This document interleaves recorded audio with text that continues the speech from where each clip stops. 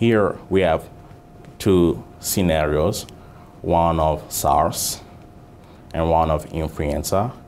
You can see that the serial interval of SARS is 8 days, while the serial interval of influenza is only 3 days. This means that influenza transmits more rapidly than SARS.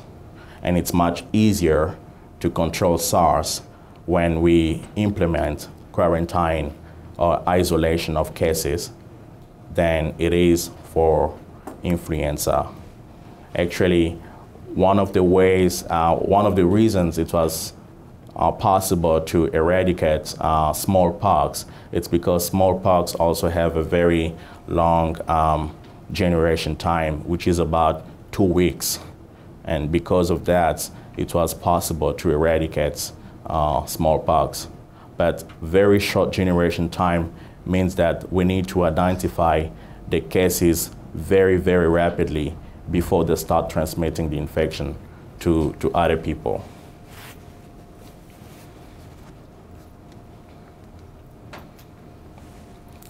So the question is how to measure the spread or the transmissibility of infectious diseases, and what influences the spread or the transmissibility of infectious diseases. We have seen two factors already. We have seen the generation time, mostly estimated by the serial interval. We have also seen the latent period in relationship with the incubation. Those are very important elements that influence their transmission, the dynamic of the transmission of infectious disease. But how do we really measure the transmissibility of infectious diseases?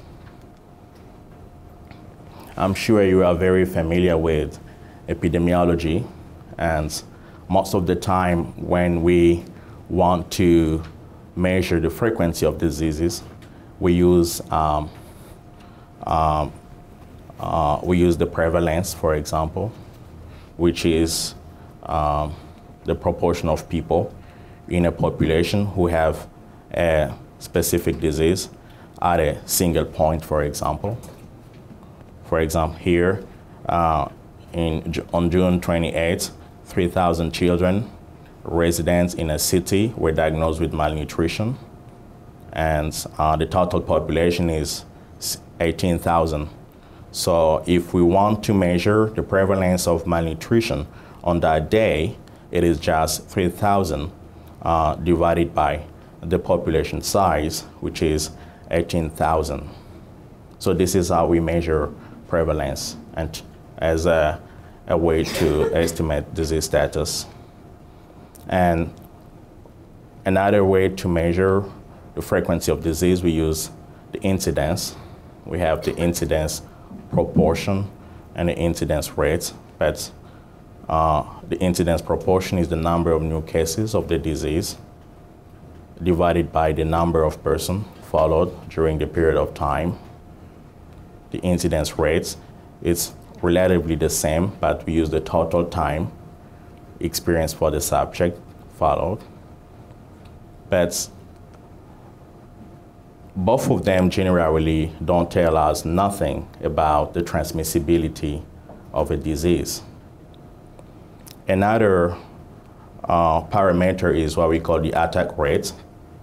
The attack rate is one of the measures of incidence proportion, or it is just the risk of contracting a disease during an outbreak or an epidemic. For example, as more and more people get infected, the attack rate goes higher and higher. So it tells you how many people at the end of the epidemic were infected, for example, developed the disease.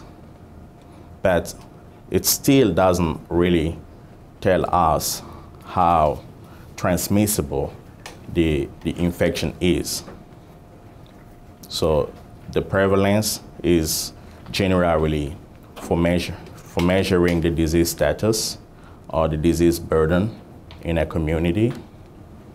Incidence proportion rates and the attack rates are mostly measures of disease occurrence, how the disease occur within a population, but they don't tell us anything about transmissibility. One measure of transmissibility is the secondary attack rates. What is it? The secondary attack rate is the proportion of susceptible who become infected after contact with a primary case.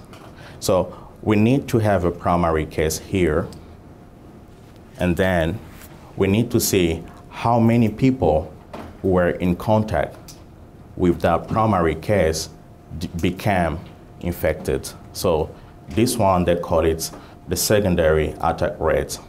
This is just an example. In the 2009 pandemic influenza, they were comparing the attack rate between the pandemic influenza and the seasonal influenza. They found that both within the households, the secondary attack rates of both conditions were almost similar. However, the secondary attack rate is really not a perfect proxy for person-to-person transmission.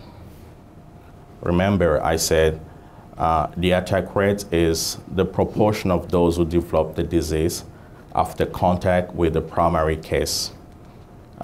This is the primary case in a household, for example.